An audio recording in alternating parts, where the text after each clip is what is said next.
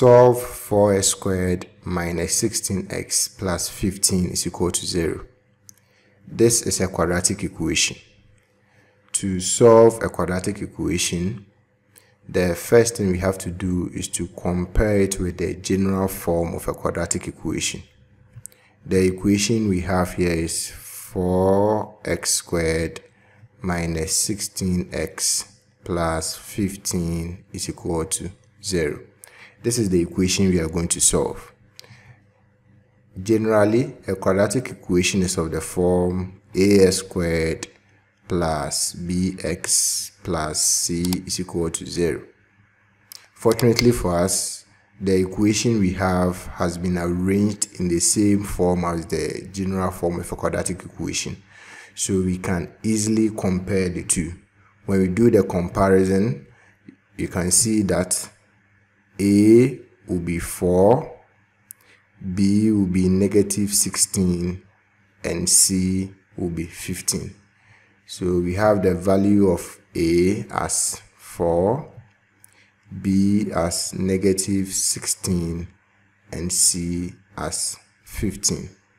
After getting the values of a, b, and c, the next step is to multiply a by c. So we multiply the coefficient of the quadratic term by the constant. The coefficient of the quadratic term is 4. That is a is 4. And the constant, which is c, is 15. So you multiply a by c, which is 4 times 15. 4 times 15 will give us 60. So the value of a times c is 60.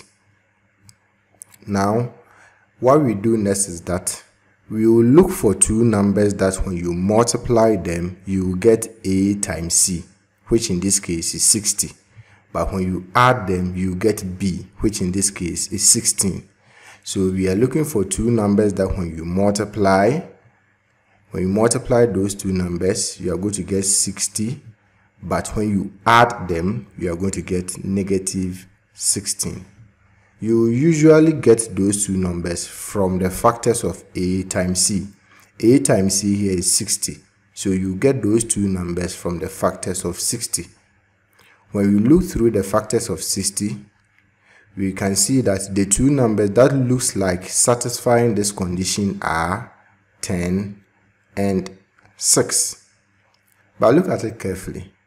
When we add 10 to 6, we will get 16, not negative 16. When we multiply them, we are going to get 60. That will satisfy the first condition, because we said when we multiply those two numbers, we should get 60. But when we add them, we should get negative 16, not 16. So what we can do here is that we can negate both 10 and 6. So you have negative 10 and negative 6. Now when we do this, negative 10 and negative 6 will satisfy our two conditions.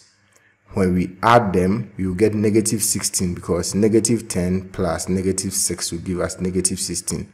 And when we multiply them, we will get 60, because negative 10 times negative 6 will give us 60.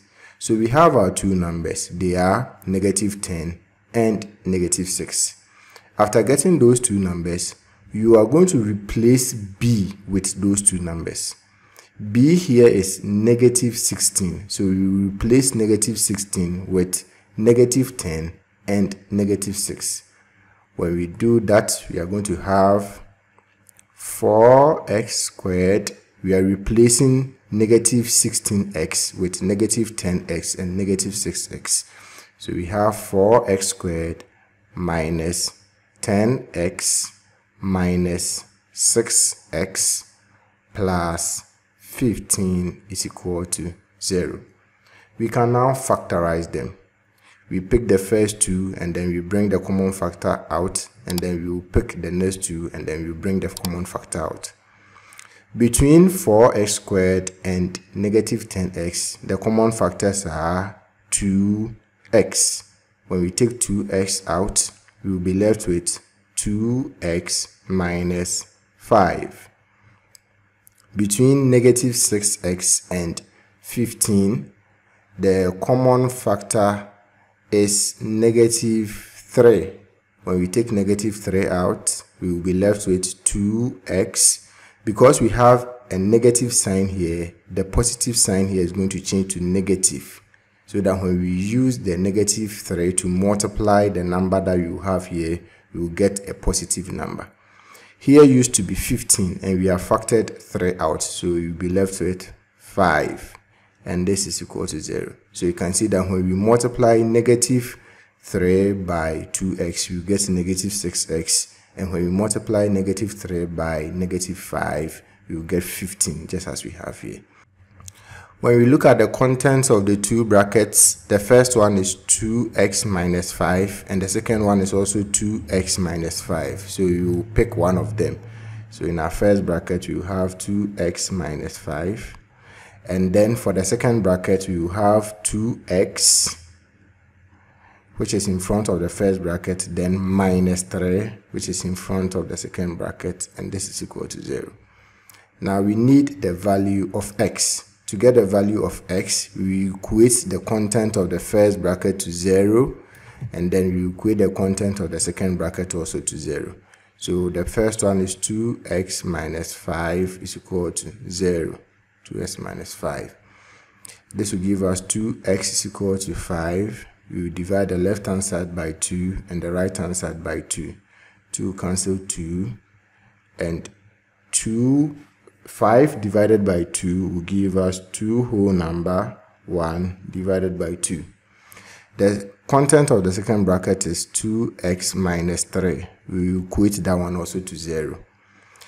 2x minus 3 is equal to 0. So we have 2x is equal to 3. We divide the left hand side by 2, the right hand side by 2. 2 will cancel 2. 3 divided by 2 will give us 1 whole number 1 divided by 2. So the solution to our quadratic equation is x is equal to, I'm going to write that in a different color so that you can see it. I'm going to clean this here.